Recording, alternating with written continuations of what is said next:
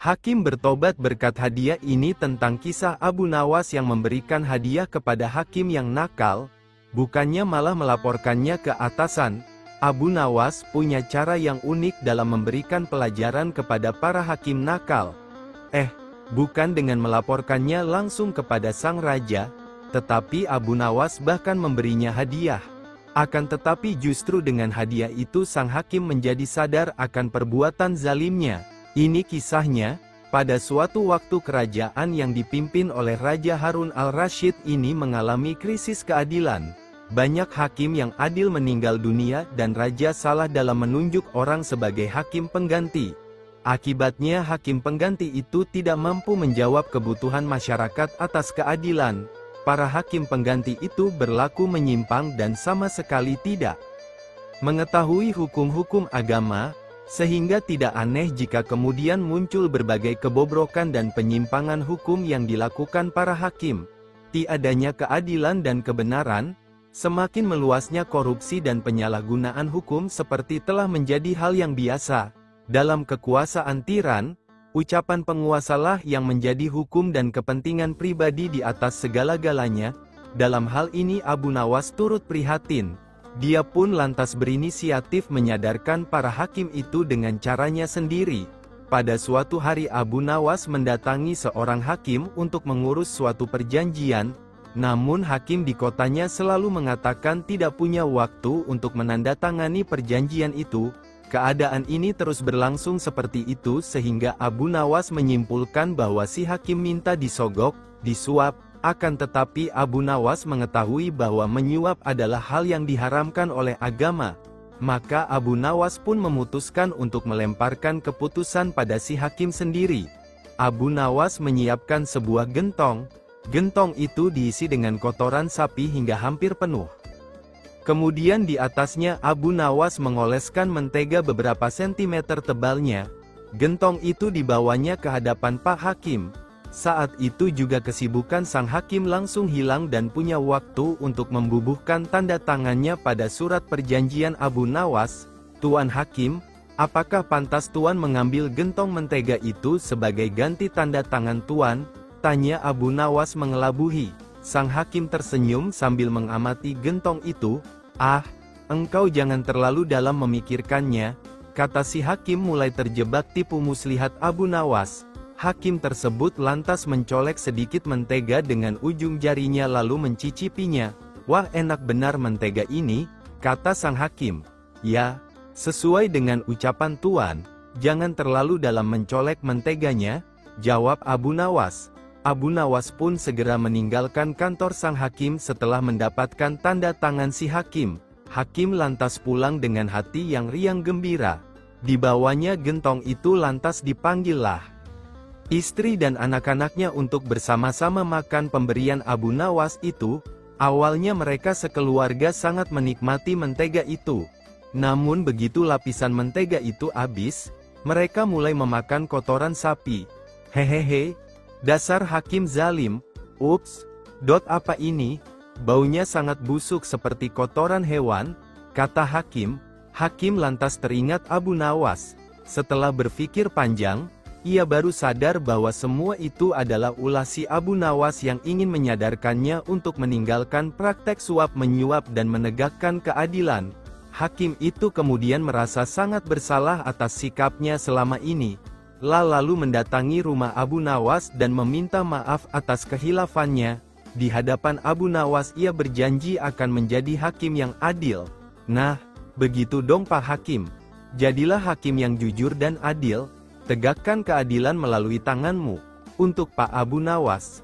Salut deh sudah menyadarkan Pak Hakim melalui caranya sendiri yang sangat halus dan mengena tanpa lapor ke atasan. Kisah ini mirip dengan kejadian pada masa Nabi Sulaiman ketika masih muda. Entah sudah berapa hari kasus seorang bayi yang diakui oleh dua orang ibu yang sama-sama ingin memiliki anak. Hakim rupanya mengalami kesulitan memutuskan dan menentukan perempuan yang mana sebenarnya yang menjadi ibu bayi itu. Karena kasus berlarut-larut, maka terpaksa hakim menghadap Baginda Raja untuk minta bantuan. Baginda pun turun tangan. Baginda memakai taktik rayuan. Baginda berpendapat mungkin dengan cara-cara yang amat halus salah satu wanita itu ada yang mau mengalah. Tetapi kebijaksanaan Baginda Raja Harun al-Rasyid justru membuat kedua perempuan makin mati-matian saling mengaku bahwa bayi itu adalah anaknya. Baginda pun akhirnya berputus asa. Mengingat tak ada cara-cara lain lagi yang bisa diterapkan, Baginda memanggil Abu Nawas. Abu Nawas hadir menggantikan hakim. Abu Nawas tidak mau menjatuhkan putusan pada hari itu melainkan menunda sampai hari berikutnya. Semua yang hadir yakin Abu Nawas pasti sedang mencari akal seperti yang biasa dilakukan, padahal penundaan itu hanya disebabkan Algojo tidak ada di tempat. Keesokan hari sidang pengadilan diteruskan lagi. Abu Nawas memanggil Algojo dengan pedang di tangan. Abu Nawas memerintahkan agar bayi itu diletakkan di atas meja. "Apa yang akan kau perbuat terhadap bayi itu?" kata kedua perempuan itu saling memandang. Kemudian Abu Nawas melanjutkan dialog. "Sebelum saya mengambil tindakan, apakah salah satu dari kalian bersedia mengalah dan menyerahkan bayi itu kepada yang memang berhak memilikinya?" "Tidak, bayi itu adalah anakku," kata kedua perempuan itu serentak. "Baiklah, kalau kalian memang sungguh-sungguh sama menginginkan bayi itu dan tidak ada yang mau mengalah, maka saya terpaksa membelah bayi itu menjadi dua sama rata," kata Abu Nawas mengancam. Perempuan pertama girang bukan kepalang, sedangkan perempuan kedua menjerit-jerit histeris, "Jangan, tolong jangan dibelah bayi itu, biarlah aku rela bayi itu seutuhnya." "Diserahkan kepada perempuan itu," kata perempuan kedua. Abu Nawas tersenyum lega. Sekarang topeng mereka sudah terbuka. Abu Nawas segera mengambil bayi itu dan langsung menyerahkan kepada perempuan kedua. Abu Nawas minta agar perempuan pertama dihukum sesuai dengan perbuatannya, karena tak ada ibu yang tega menyaksikan anaknya disembelih. Apalagi di depan mata. Baginda Raja merasa puas terhadap keputusan Abu Nawas, dan sebagai rasa terima kasih, Baginda menawari Abu Nawas menjadi penasehat hakim kerajaan. Tetapi Abu Nawas menolak. "Lah lebih senang menjadi rakyat biasa."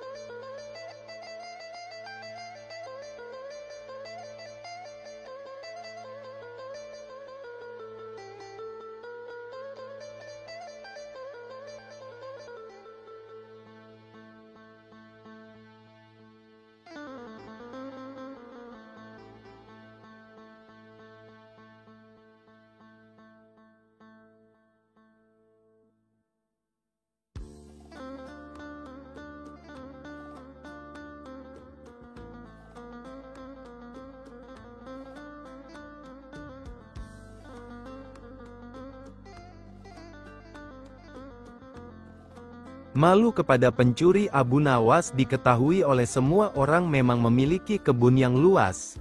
Akan tetapi dirinya selalu berusaha tampil sederhana. Hal itu ditunjukkan dengan rumahnya yang hanya beralaskan ubin sederhana dan tak tampak barang-barang mewah semacam guci keramik ataupun benda berharga lainnya. Tapi entahlah, apa yang membuat seseorang berusaha masuk ke dalam dengan maksud mendapatkan benda-benda berharga. Dengan langkah perlahan, si pencuri masuk ke rumah Abu Nawas melalui pintu belakang secara diam-diam. Ya ampun, si pencuri berhasil masuk ke dalam rumah Abu Nawas dan langsung menuju ruang tengahnya. Dengan sigap, pencuri yang beraksi sendirian tersebut lantas memandangi satu persatu barang berharga yang ada di ruangan. Pencuri tersebut langsung mengaduk-aduk isi rumah Abu Nawas. Seperti kebanyakan para pencuri lainnya, si pencuri juga mencari uang ataupun barang berharga yang dimiliki oleh Abu Nawas. Dia membuka lemari, laci-laci, mencari di kolong-kolong, dan di tempat lainnya. Tapi ia tidak menemukan satupun barang berharga yang dimiliki oleh Abu Nawas. Semua bagian ruangan di rumah Abu Nawas pun diperhatikannya dengan baik-baik. Setiap sudut ruangan pun tak luput dari pandangannya, demi mendapatkan barang berharga milik Abu Nawas. Tapi tampaknya gerak-gerik si pencuri ini diketahui oleh Abu Nawas. Hanya saja, mengetahui rumahnya didatangi pencuri, Abu Nawas bukannya berteriak minta tolong, dirinya malah bersembunyi di sebuah kotak besar yang berada di sudut ruangan dengan harapan si pencuri tidak mengetahui keberadaannya. Si pencuri ini sangat leluasa mencari barang berharga di rumah Abu Nawas. Namun hampir selama 1 jam si pencuri tidak menemukan satu barang pun yang berharga. Pencuri hampir saja menyerah dan memutuskan untuk keluar dari rumah Abu Nawas tersebut. Tapi tiba-tiba matanya tertuju pada kotak besar yang terletak di sudut ruangan kamar Abu Nawas. Si pencuri sangat senang karena dia yakin kalau dalam kotak itulah disimpan harta benda yang dia cari. Dalam angan-angannya, di dalam kotak besar tersebut tersimpan beberapa batang emas ataupun beberapa butir mutiara yang jika dijual akan menghasilkan banyak uang yang dapat digunakannya untuk berfoya-foya. Walaupun kotak besar itu terkunci kuat dari dalam, tapi dengan kekuatan penuh, pencuri itu berhasil membuka kotak tersebut. Pencuri dan Abu Nawas saling bertatapan muka dan kaget satu sama lain. Dan pencuri sekaligus kecewa karena di dalam kotak besar itu juga tidak terdapat apa-apa kecuali Abu Nawas yang meringkuk di dalamnya. "Hei, apa yang kau lakukan di dalam situ?" tanya si pencuri. "Aku bersembunyi darimu," jawab Abu Nawas dengan malu. "Memangnya kenapa?" tanya pencuri lagi. "Aku malu kepadamu, karena aku tak punya apapun yang dapat kuberikan kepadamu. Itulah alasan kenapa aku bersembunyi di dalam kotak ini," jawab Abu Nawas lagi. Setelah mendapat jawaban tersebut, si pencuri pun pergi meninggalkan rumah Abu Nawas begitu saja dengan tangan hampa, dengan perasaan kecewa dan heran. Kenapa si Abu Nawas yang memiliki kebun luas kok bisanya tidak memiliki satupun barang berharga yang dimiliki? Itulah Abu Nawas. Dia tampil dengan sangat sederhana dalam kehidupannya, namun dia selalu bersyukur kepada Allah karena dia yakin kalau orang yang lebih fakir dari dia masih banyak. Kisah Abu Nawas kali ini mencoba menyuguhkan tentang cara Abu Nawas untuk memeras pemeras, seorang pegawai pemerintah yang telah berani mencoba memeras Abu Nawas. Jangan ditiru ya tabiat dari pegawai pemerintahan yang satu ini. Kisahnya, Al-Kisah pada waktu itu banyak sekali rakyat jelata yang ingin mendapatkan hadiah besar dari sang raja.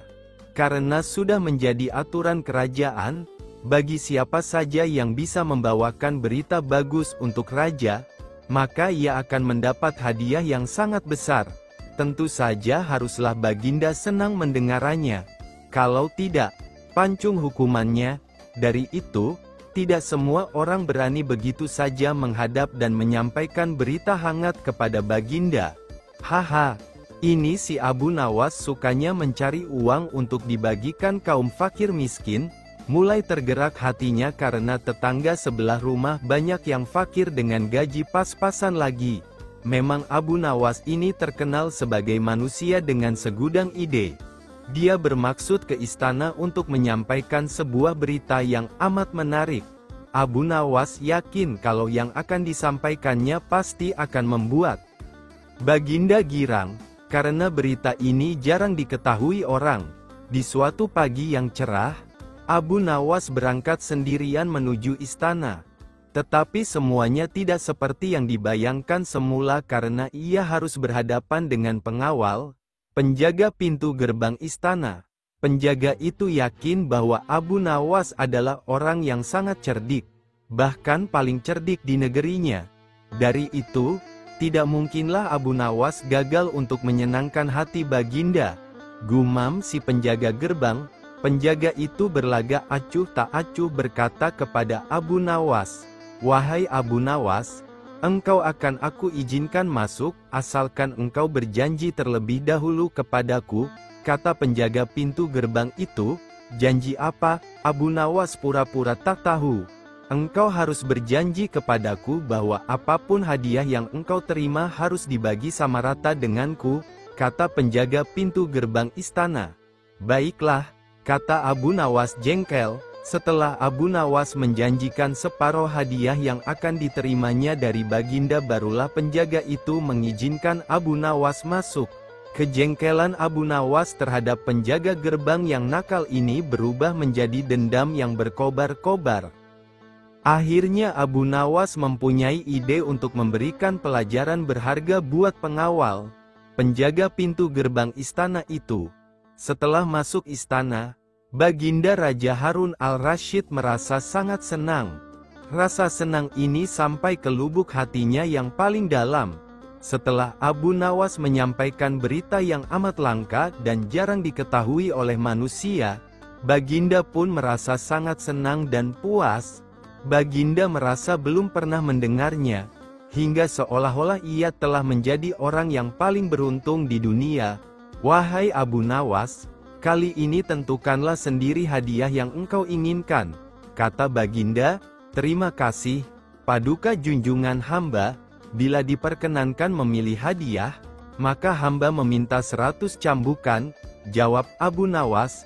Tentu saja Baginda bertanya-tanya dalam hati, merasa kaget dan heran.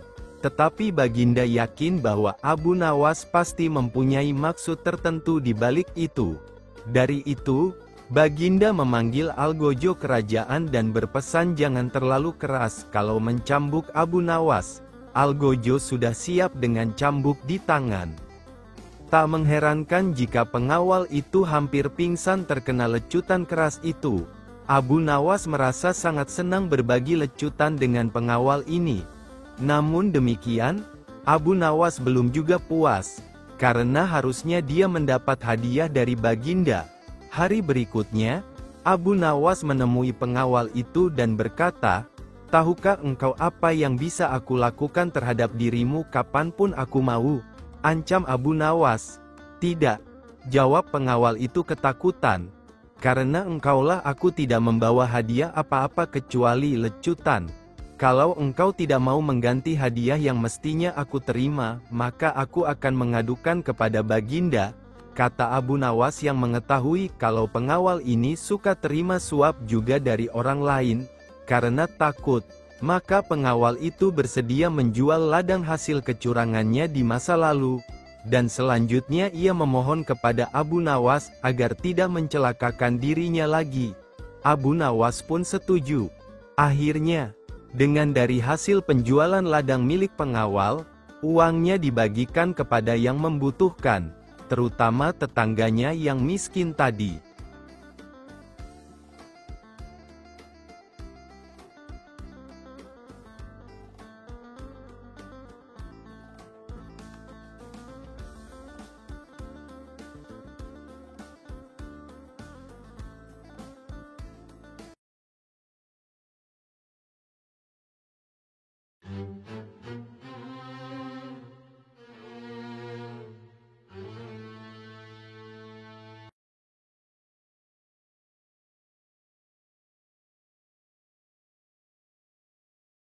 Terima hadiah usai menghina raja. Konon di zaman Raja Harun al-Rasyid sebelum ada yang namanya toilet, yang ada hanya sungai untuk buang hajat.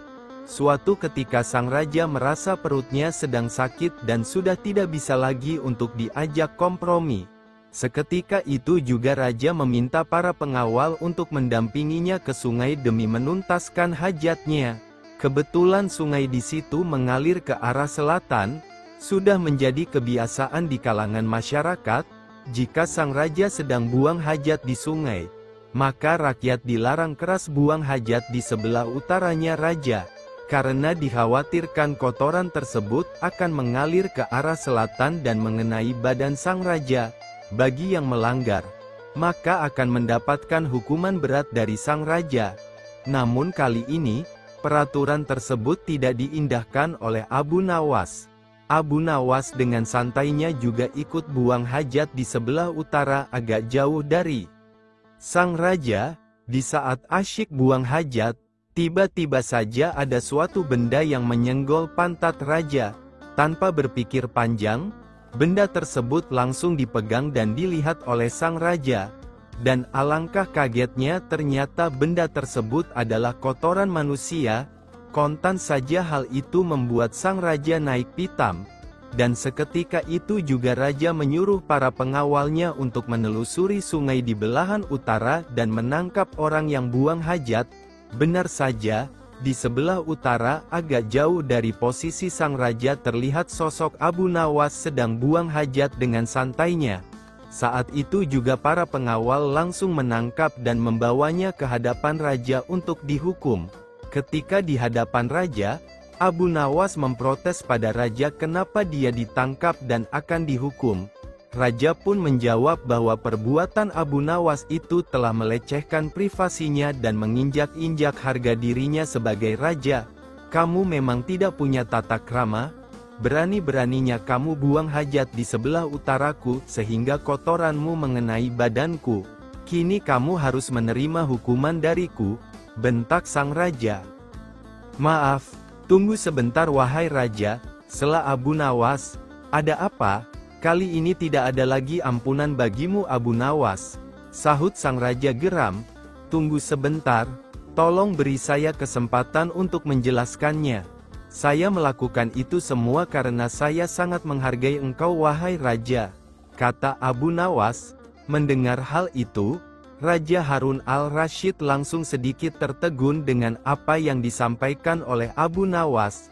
Perbuatan seperti itu kamu bilang malah menghormati aku?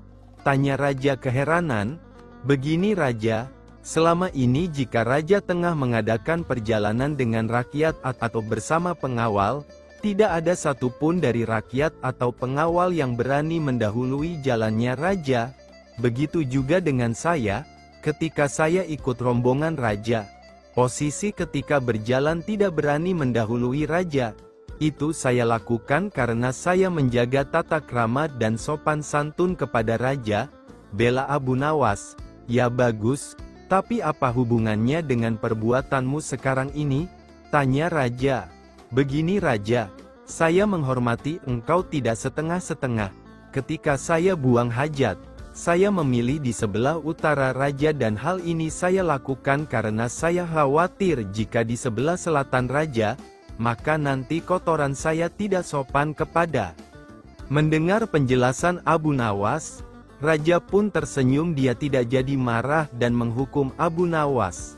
Tetapi Abu Nawas malah diberi hadiah karena alasannya masuk akal.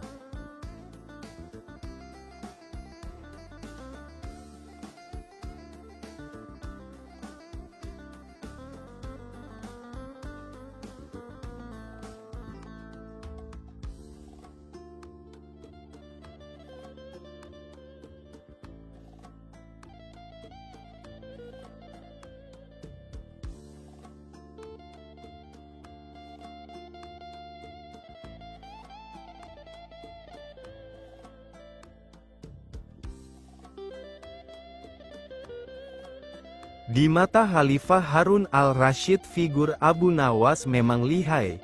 Dia tidak hanya lucu tetapi juga bijaksana sehingga tidak dapat dipandang enteng. Di satu pihak hal itu sangat membanggakan Khalifah, tetapi di lain pihak, sangat menjengkelkannya. Karena ia suka kurang ajar dan tidak tahu diri. Oleh karena itu Baginda tidak pernah berhenti memeras otak untuk dapat membalas Abu Nawas. Pada suatu hari di bulan Rabiul Awal, Baginda Khalifah tersenyum simpul sendiri sambil bergumam, "Awas kau, Abu Nawas, kali ini pasti kena." Seperti biasa setiap bulan Rabiul Awal, Sultan Harun al-Rasyid menyelenggarakan acara Maulid Nabi di istana. Pada saat itu semua pembesar negeri hadir termasuk putra-putra mahkota dari negeri-negeri sekitarnya. Tapi Abu Nawas tidak tampak. Panggil dia kemari. Perintah Khalifah kepada punggawa. Setelah Abu Nawas datang menghadap, dimulailah acara hari itu. Semua hadirin dipersilahkan berdiri. Kemudian masing-masing disirami air mawar yang menebarkan bau sangat harum, kecuali Abu Nawas, telah disiram dengan air kencing. Sadarlah Abu Nawas, bahwa dia dipermalukan Khalifah di depan para pembesar negeri, telah bungkam 1000 bahasa, namun di dalam hati ia berkata, "Oke, Khalifah, hari ini kau beri aku kuah, esok akan kubalas kamu dengan isinya." Selesai upacara, semua orang pamitan kepada Baginda dan pulang ke rumah masing-masing. Begitu pula dengan Abu Nawas. Sejak itu Abu Nawas tidak pernah menginjakkan kakinya ke istana. Tak kurang Khalifah pun rindu berat kepadanya. Karena bagaimanapun Abu Nawas selalu dapat menghibur hatinya. Ada saja celotehan-celotehan Abu Nawas yang membuat suasana Balairung jadi hidup. Ketika Khalifah memanggilnya, Abu Nawas tidak bersedia memenuhi panggilan itu, dengan alasan sakit, meski panggilan tersebut disampaikan terus-menerus. Setiap kali punggawa datang setiap kali itu pula Abu Nawas bilang sakitnya makin serius. Baginda pun khawatir dengan sakitnya Abu Nawas, maka ditengoknya Abu Nawas ke rumahnya diiringi beberapa orang petinggi kerajaan. Mendengar Khalifah menuju ke rumahnya, Abu Nawas buru-buru pasang aksi. Mata terpejam, badan tergeletak lemah lunglai. Namun sebelum itu ia telah menyuruh istrinya menyiapkan obat makjun, ramuan obat yang dibuat seperti dodol bulat, dan 2 butir diantaranya dibubuhi tinja. Abu Nawas menelan sebutir obat itu ketika Baginda sudah sampai di depannya. "Hai Abu Nawas, apa yang kamu telan itu?" tanya Khalifah. "Inilah yang disebut obat makjun," jawab Abu Nawas masih dalam posisi telentang. "Resepnya hamba peroleh tadi malam lewat mimpi. Seorang tua menghadap hamba dan berpesan agar obat makjun ini hamba telan 2 butir, niscaya sembuh." Setelah Abu Nawas menelan sebutir lagi dan tampak badannya segar layaknya orang sembuh dari sakit. "Kalau begitu aku juga mau makan obat makjun itu," kata Khalifah. "Baiklah, tuanku," kata Abu Nawas. "Bila Paduka akan menelan obat ini, hendaklah berbaring seperti hamba sekarang ini, tidak boleh sambil duduk, apalagi dengan berdiri." Maka Baginda pun berbaring. "Pejamkan mata tuanku," kata Abu Nawas. Begitu mata Sultan terpejam, Abu Nawas cepat-cepat memasukkan butiran makjun itu ke mulut Khalifah. Tiba-tiba Khalifah bangkit karena obat itu menyangkut di batang tenggorokannya. Sambil membelalakan matanya, Sultan berkata keras-keras, "Hai, Abu Nawas, kamu beri aku makan tinja ya?" Maka Abu Nawas pun menghormat sambil berkata, "Dulu Baginda memberi hamba kuahnya, sekarang hamba memberi Baginda isinya. Jikalau Baginda tidak memberi hamba uang 100 dinar, kejadian ini akan hamba ceritakan kepada halayak ramai. Diam kamu, jangan ngomong kepada siapa-siapa, nanti ku beri kau uang 100 dinar, kata Khalifah. Setelah itu Khalifah dan semua pengiringnya kembali ke istana, menyiapkan pundi-pundi.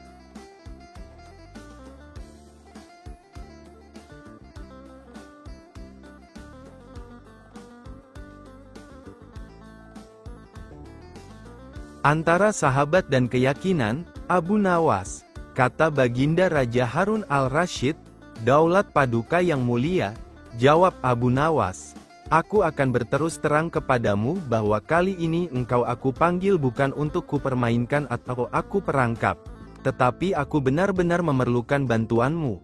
Kata Baginda, "Apakah gerangan yang bisa hamba lakukan untuk Paduka?" tanya Abu Nawas. Pertanyaan Baginda, "Ketahuilah bahwa beberapa hari yang lalu aku mendapat kunjungan dari negeri sahabat, kebetulan rajanya beragama Yahudi, Raja itu adalah sahabat karibku hingga begitu berjumpa denganku. Dia langsung mengucapkan salam secara Islam. Aku tidak menduga sama sekali. Tanpa pikir panjang aku membalas salamnya sesuai dengan ajaran agama kita, yaitu kalau mendapat salam dari orang yang tidak beragama Islam hendaklah engkau jawab dengan wassalamualaikum. Kecelakaan bagi kamu. Tentu saja dia merasa tersinggung. Dia menanyakan mengapa aku tega membalas salamnya yang penuh doa keselamatan dengan jawaban yang mengandung kecelakaan. Saat itu sungguh aku tak bisa berkata apa-apa selain diam. Pertemuanku dengan dia selanjutnya tidak berjalan sebagaimana mestinya. Aku berusaha menjelaskan bahwa aku hanya melaksanakan apa yang dianjurkan oleh ajaran Islam, akan tetapi dia tidak bisa menerima penjelasanku. Aku merasakan bahwa pandangannya terhadap Islam tidak semakin baik, tetapi sebaliknya. Namun bila engkau mempunyai alasan lain yang bisa aku terima, kita akan tetap bersahabat. Begitu kata sahabat karibku itu. Kalau hanya itu persoalannya, mungkin hamba bisa memberikan alasan yang dikehendaki Raja Sahabat Paduka itu yang mulia, kata Abu Nawas meyakinkan Baginda. Mendengar kesanggupan Abu Nawas, Baginda amat riang dan Raja pun berulang-ulang menepuk pundak Baginda.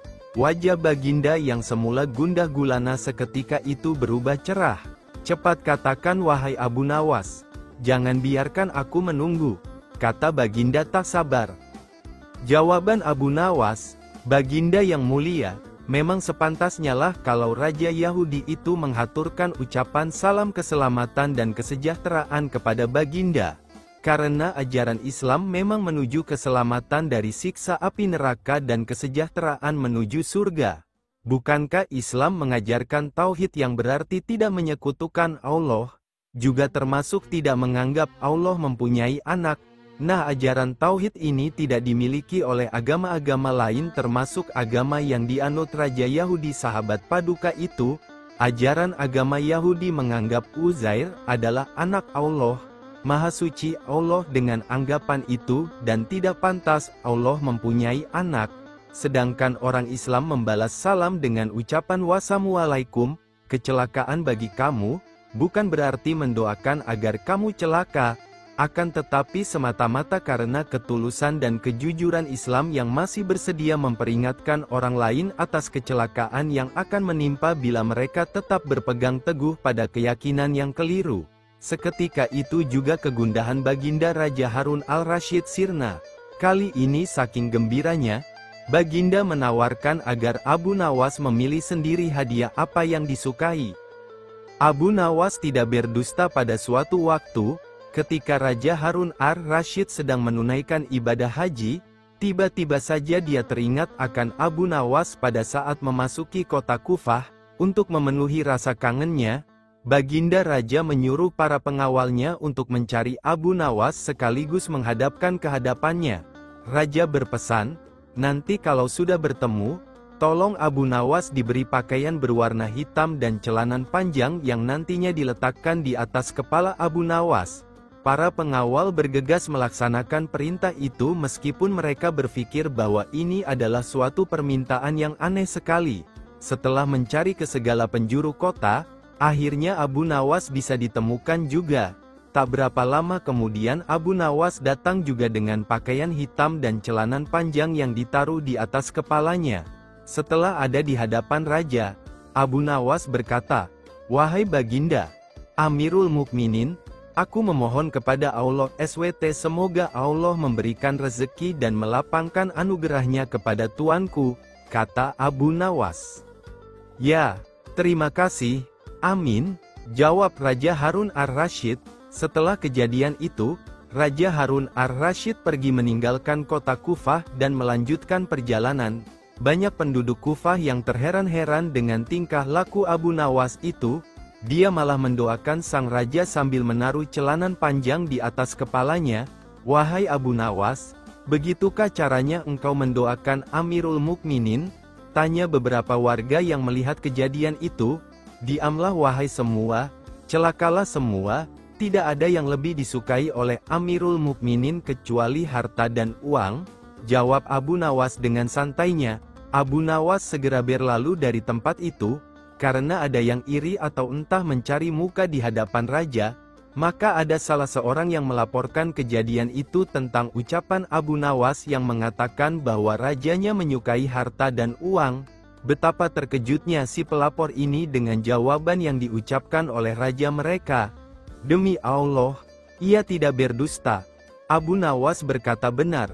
Si pelapor menjadi malu karena kejadian ini.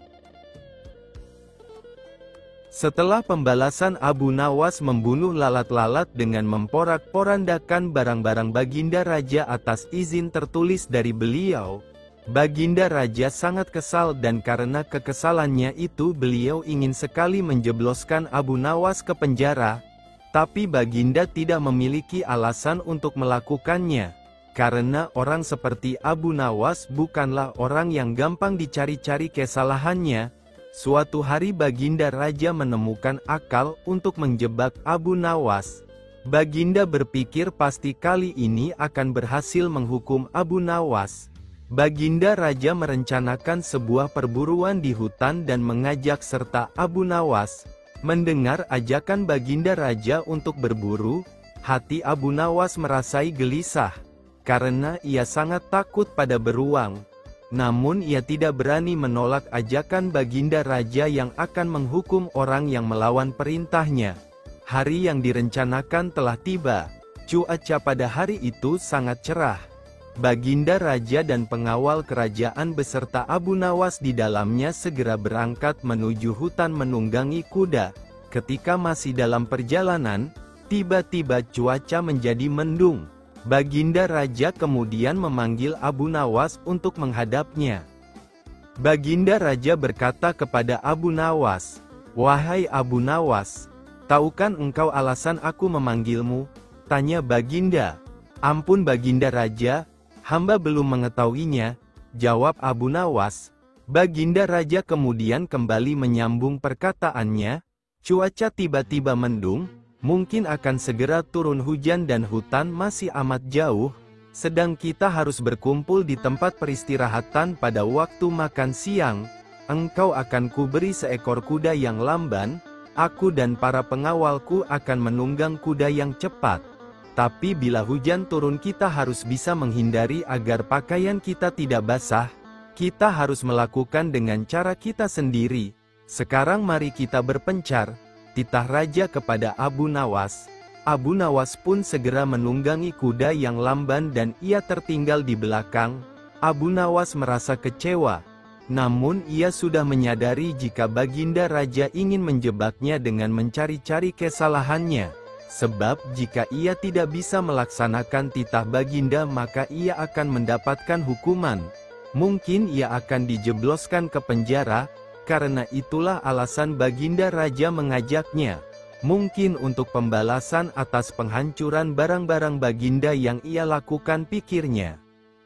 Hujan tiba-tiba turun, Baginda Raja dan pengawalnya segera memacu kuda mereka yang cepat menuju tempat berteduh sementara.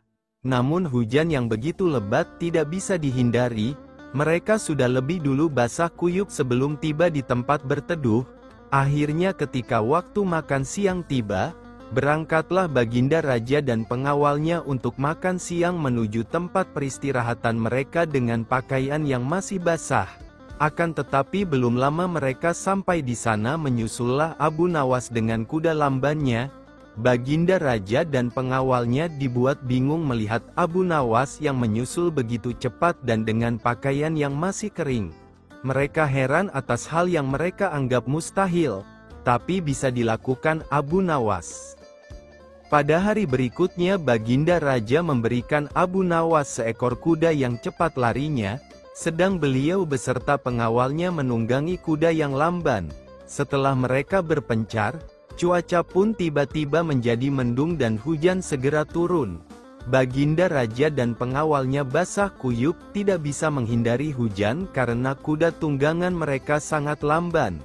Abu Nawas segera memacu kudanya cepatnya menuju tempat peristirahatan dan ia lebih dulu sampai di sana dari rombongan Baginda Raja. Ketika Baginda dan pengawalnya tiba dengan pakaian yang masih basah, mereka pun semakin bingung dan penasaran melihat Abu Nawas yang masih kering bajunya. Baginda Raja yang sudah sangat penasaran langsung bertanya kepada Abu Nawas, "Wahai Abu Nawas, aku sangat penasaran bagaimana kamu bisa menghindari hujan. Sebab meski kita terpencar ketika hujan datang kita masih sama-sama dalam perjalanan dan engkau sama sekali tidak basah. Begitu juga ketika kami menunggangi kuda yang cepat, akan tetapi kami tetap tidak bisa mencapai tempat berteduh. Apalagi dengan tunggangan yang lamban ini tentu saja akan membuat kami kebasahan." Abu Nawas tersenyum mendengar pertanyaan Baginda yang sudah sangat penasaran padanya. Ia lalu menjawab, "Mudah sekali Baginda Raja, hamba sebenarnya tidak menghindar dari hujan, tapi ketika hujan datang hamba cepat-cepat membuka pakaian dan melipatnya, kemudian hamba langsung mendudukinya sehingga pakaian hamba tetap kering. Dan ketika hujan berhenti hamba kemudian memakainya lagi."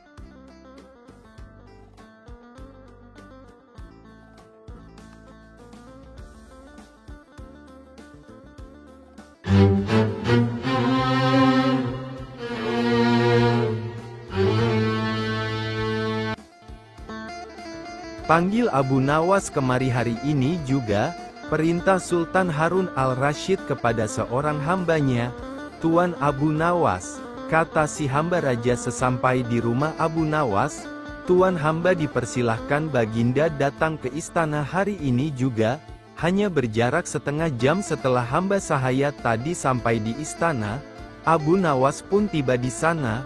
"Hai Abu Nawas," kata Sultan, "tahukah kamu mengapa aku panggil kemari? Aku minta tolong kepadamu untuk mengajari lembuku supaya bisa mengaji Al-Quran. Jika lembu itu tidak dapat mengaji, niscaya aku akan menyuruh mereka membunuh kamu." "Baiklah tuanku Syah Alam," jawab Abu Nawas, "titah tuanku Patik junjung di atas kepala Patik." Kemudian Abu Nawas disuruh pulang dengan menghela seekor lembu. Sesampai di rumah lembu itu diikat erat-erat pada sebatang pohon kurma. Esok harinya Abu Nawas mulai memukul lembu itu dengan sebuah cambuk rotan sampai setengah mati. Ketika binatang itu hampir mengamuk, Abu Nawas mengucapkan kata atau. Perkataan itulah yang diajarkan Abu Nawas kepada lembu itu sambil tetap mengayunkan cambukannya tanpa henti. Pekerjaan itu ia lakukan setiap hari pagi sampai tengah hari. Dan dari duhur sampai maghrib selama beberapa hari, sehingga tidak terpikirkan untuk menghadap ke istana. Setengah bulan kemudian Baginda menyuruh seorang hamba melihat ke rumah Abu Nawas. Apakah dia mampu mengajari lembu itu mengaji atau tidak?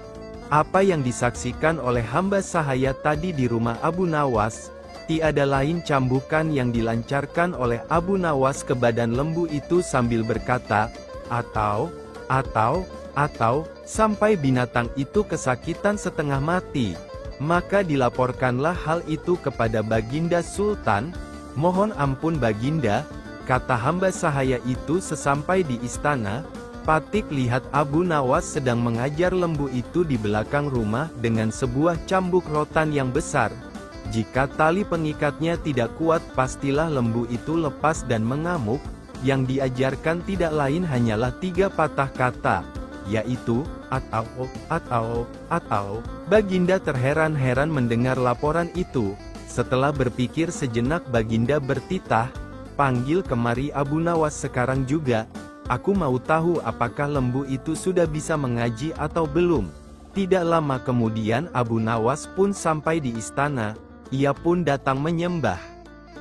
Hai Abu Nawas, sudahkah engkau mengajari lembuku itu, dan apakah lembu itu sudah bisa mengaji Al-Quran? Tanya Baginda Sultan. Sudah bisa sedikit-sedikit, ya Tuanku Syah Alam, jawab Abu Nawas. Tadi aku suruh seorang hamba melihat ke rumahmu, katanya engkau mengajari lembu itu kalimat, atau. Aku mau tahu apa artinya perkataan itu. Ampun keduli Syah Alam, kata Abu Nawas, arti, atau, itu adalah jika bukan lembu yang mati, atau hamba, atau tuanku, atau tidak ada salah seorang yang mati, hamba tidak akan puas. Sebab sampai habis umurnya sekalipun, binatang itu tidak akan bisa mengaji Al-Quran. Itu sebabnya binatang itu hamba cambuk agar mati. Dengan demikian hamba senang karena pekerjaan hamba dapat selesai, atau hamba yang mati, atau paduka yang mati, atau salah satu. Barulah habis perkara lembu itu, Baginda terperanjat di tempat duduknya, tidak dapat berkata sepatah kata pun. Setelah tercenung sejenak, Baginda berkata, kalau begitu lembu itu boleh kamu ambil, atau kamu jual, atau kamu buat sate. Terima kasih banyak-banyak, ya Tuanku Baginda Syah Alam, kata Abu Nawas sambil menyembah hingga kepalanya menyentuh tanah. Lapun mohon diri pulang ke rumah dengan langkah ringan dan hati senang.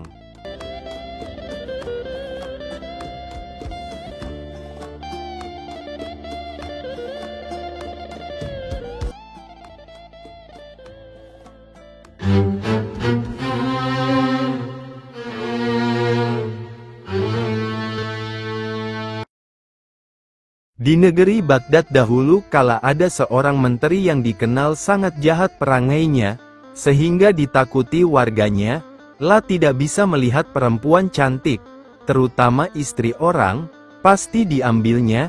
Apabila membeli suatu barang, ia tidak pernah mau membayar.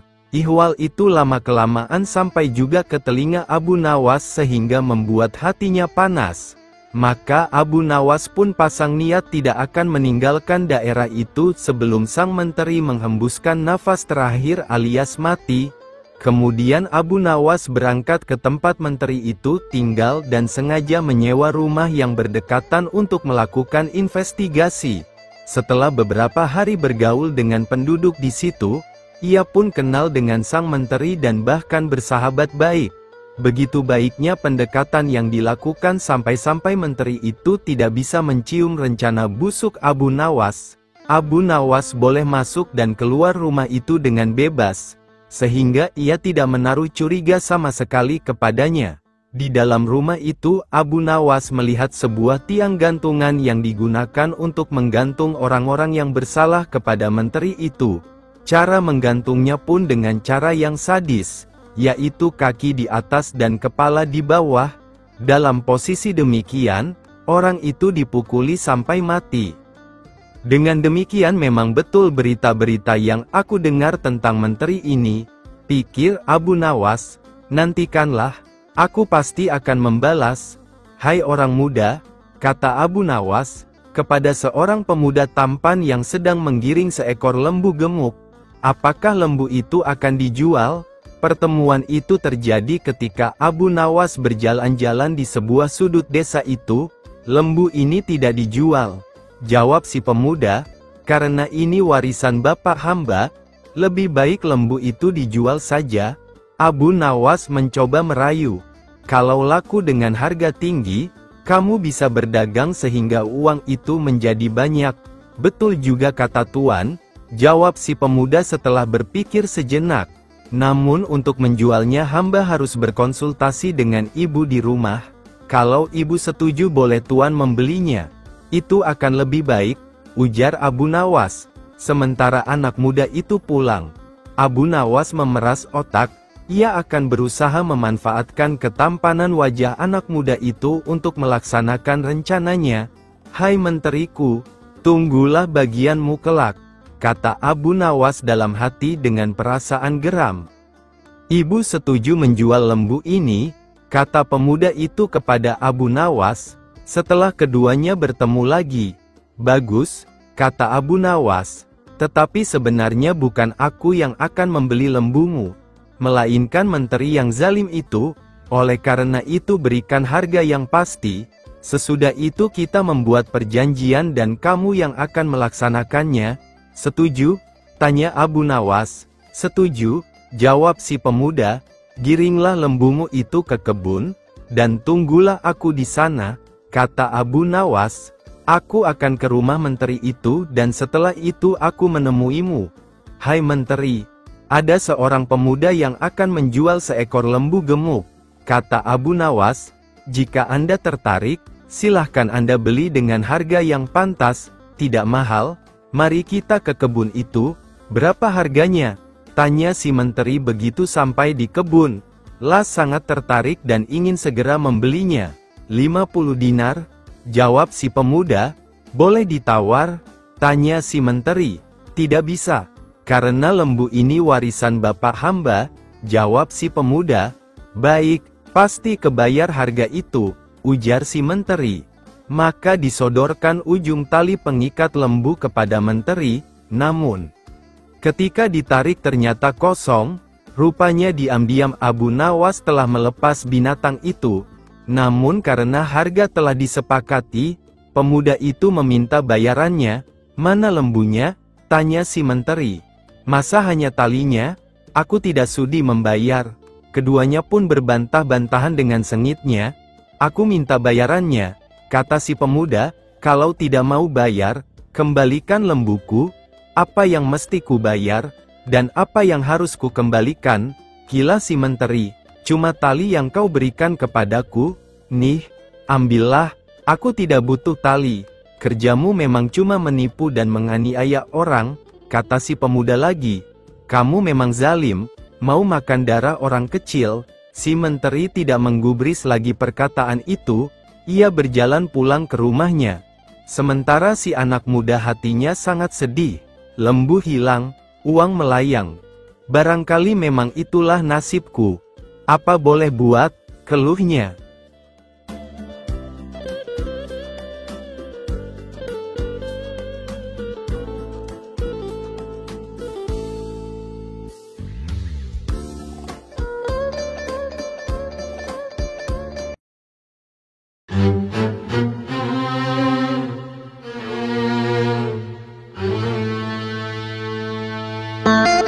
Pada suatu hari Baginda Raja Harun al-Rasyid memanggil Abu Nawas menghadap ke istananya. Setelah Abu Nawas tiba di istana dengan tersenyum, Baginda Raja menyambutnya dan kemudian berkata kepada Abu Nawas, "Wahai Abu Nawas, akhir-akhir ini perutku sering sakit. Tabibku mengatakan jika aku terkena gangguan angin. Mohon ampun Baginda, apa yang sudi kiranya yang dapat hamba bantu?" Tanya Abu Nawas kepada Baginda Raja. Baginda lalu menjawab, "Aku menginginkan agar kamu dapat menangkap angin untuk dipenjarakan, karena ia telah berani menggangguku, dan aku memberimu waktu selama 3 hari untuk membawa angin ke hadapanku," kata Baginda kepada Abu Nawas. Abu Nawas kemudian pergi meninggalkan istana untuk melaksanakan titah Baginda Raja. Namun, ia sangat kebingungan dan berpikir bagaimana ia bisa menangkap angin untuk dipenjarakan, sedang angin merupakan sesuatu yang tidak dapat dilihat oleh kasat mata. Kali ini sungguh aneh permintaan Baginda, tiada henti-hentinya menjebak dirinya. Nampaknya kali ini Baginda akan berhasil berhasil mendapatkan celah untuk menghukum dirinya, pikir Abu Nawas. Tapi Abu Nawas tidak putus asa. Ia terus berpikir mencari jalan keluar walaupun menangkap angin merupakan suatu pekerjaan mustahil. Karena ia bukanlah suatu benda yang dapat disentuh dan sama sekali tidak dapat dilihat meski keberadaannya ada di mana-mana. Sudah 2 hari berjalan sejak perintah Baginda, Abu Nawas belum juga berhasil menangkap angin maupun menemukan cara untuk menangkapnya. Hingga hari ketiga, ketika ia sedang berjalan-jalan dengan hati yang hampir berserah diri menerima hukuman Baginda, tiba-tiba ia teringat akan kisah Aladin dan jinnya yang terkurung di dalam lampu ajaib. Abu Nawas pun menemukan ide yang akan menyelamatkan dirinya dari hukuman Baginda Raja. Ia sangat gembira segera berlari pulang ke rumah mempersiapkan semua keperluan untuk menghadap sang Baginda Raja. Setelah semuanya siap, Abu Nawas langsung menuju istana untuk menghadap. Di sana Baginda Raja telah menunggu ingin melihat hasil kerjanya. Baginda Raja langsung bertanya kepada Abu Nawas, "Wahai Abu Nawas, sudahkah engkau melaksanakan perintahku untuk menangkap dan memenjarakan angin?"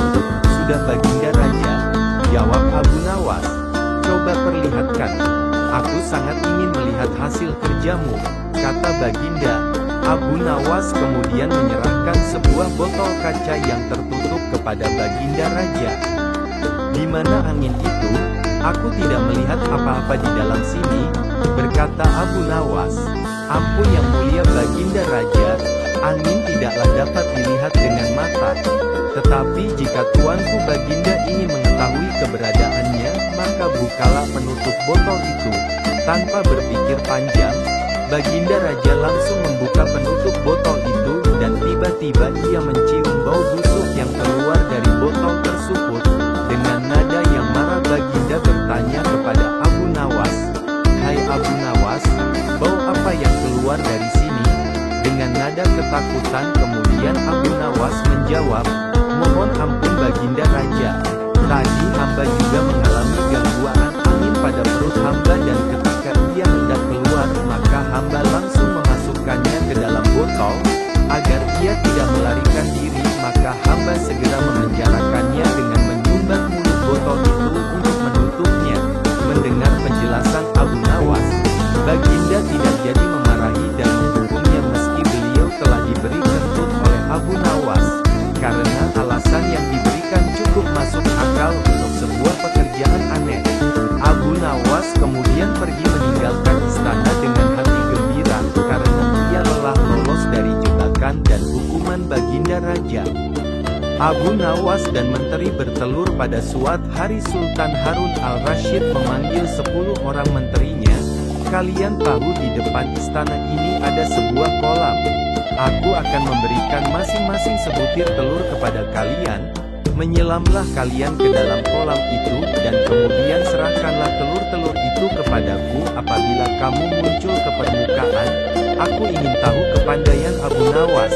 Kemudian Sultan menyuruh memanggil Abu Nawas ke istananya. Kepada Abu Nawas dan ke-10 orang menterinya itu Sultan bertitah, "Kamu sekalian aku perintahkan turun ke dalam kolam itu, menyelam, dan apabila muncul ke permukaan serahkanlah kepadaku sebutir telur ayam. Barang siapa tidak menyerahkan telur, niscaya mendapat hukuman dariku." "Mencari telur di dalam air," pikir Abu Nawas, sambil memandang kepada menteri-menteri itu. Mereka tampak takzim dan siap melaksanakan perintah. Adakah ayam betina di dalam kolam itu? Hari pun malamlah, keesokan harinya. Pagi-pagi benar, menteri-menteri itu menyelam ke dalam kolam, dan ketika muncul dari dalam kolam, masing-masing membawa sebutir telur dan menyerahkan kepada Sultan. Abu Nawas tidak kunjung muncul di permukaan kolam. Ia berenang ke sana kemari mencari telur. Dikoreknya dinding kolam, namun tak juga ditemukannya. Setelah capek mengitari dasar kolam, terpikir dalam benaknya bahwa ia dianiaya oleh Sultan. Maka ia pun berdoa kepada Tuhan mohon keselamatan. Keluarlah ia dari kolam dan naik ke darat.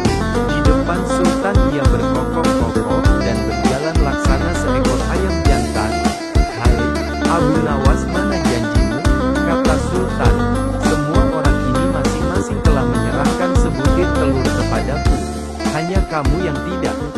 karena itu kamu akan aku beri hukuman. Sembah Abu Nawas, ya tuanku Syah Alam, yang mempunyai telur adalah ayam betina, hamba ini ayam jantan, membawa anak ayam jantan, lagi pula berkokok, telur hanya dapat dihasilkan oleh ayam betina. Jika ayam betina tidak berjantan, bagaimana ia akan dapat telur? Demi mendengar alasan Abu Nawas, Sultan pun tidak dapat berkata apa-apa karena memang sangat tepat.